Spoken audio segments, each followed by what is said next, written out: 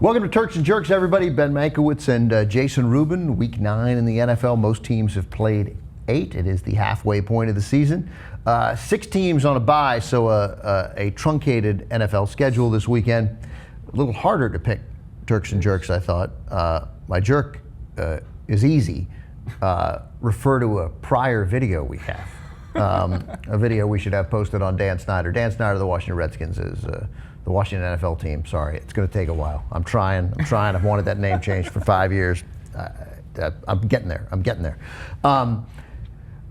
We talked about it. At the bare minimum, he's created a scenario by coddling Robert Griffin III that the quarterback is disrespected in the locker room, or has no respect, maybe not specifically disrespected, whether the booing and hollering and chanting in the locker room was directed at Griffin or just directed at reporters. It's all taken care of in our previous video. They lose again, a winnable game. But the mere fact that when you and I were discussing what the most irrelevant game of the week was, right, it was no question it's Minnesota and Washington, and Dan Snyder has created, now they got a little circus atmosphere going on here about Griffin and the notion that Snyder ordered Griffin to start. Snyder and Allen ordered Griffin to start and not Gruden. I believe it 100%.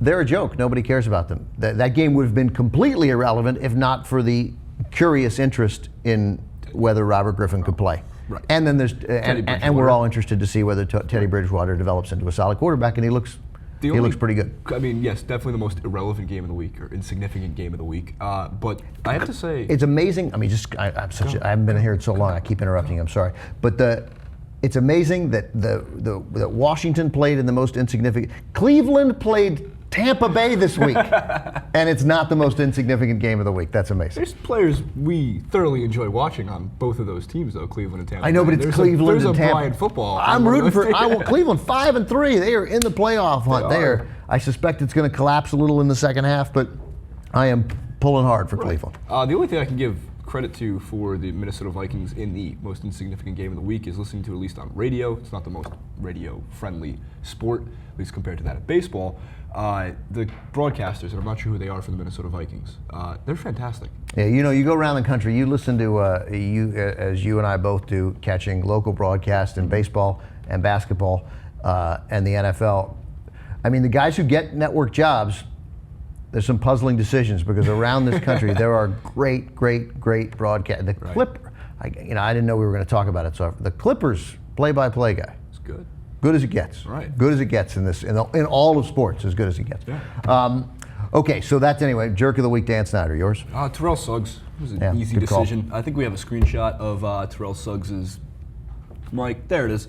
So he had I mean, when I look at this screenshot, it might not look as low as I thought it was. When I was watching it live last night, it really looked like he was going helmet right for the knee. I think I think he was. I think that the fact that he hit the hip Blount, mostly of LaGarett Blount is largely irrelevant. That play was over. He was 7 or 8 yards trailing the play, and then he just, again, I get it. He may even have been allowed to. I don't know whether the whistle had blown. We can't hear. If the whistle had blown, then it's a no-brainer. And it's not necessarily an illegal tackle to go for the legs. It's just a more appropriate way of tackling there. Put the picture up again, Mike. See, because it looks like, he went full force helmet right for Also, you're doing is pushing him into your guys. Yeah, you might be giving him a yard. And Blunt's a big guy. Yeah. And as we said before, too, that LaGarett Blount is, if he called out Terrell Suggs, and if you have LaGarett Blount calling out Terrell Suggs, it's not like LaGarett Blount is the, he doesn't have a halo over his head for the I believe, if I'm not mistaken, that it was 22-10 at that point. Yes. I think. Yes. Maybe it was only 14-10 at that. I can't quite remember. It was before Big Ben's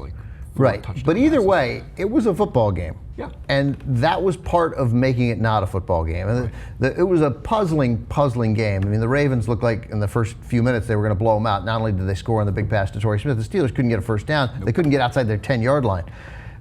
They were dominated in field position, and then all of a sudden it turned on dumb Raven penalties. Yeah. And in that drive, and I don't know whether that drive specifically ended in points, but the Ravens just disintegrated with 2 or 3 15-yard penalties. Remember, the Ravens there were 3 penalties on one play.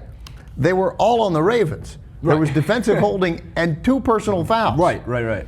And the last one ended up going on the end of the run, because there was the horse collar, a late hit, and a holding penalty. And I mean, the Ravens completely disintegrated to a point where the fact that game ended with the Steelers getting more than 40 points for the second straight week.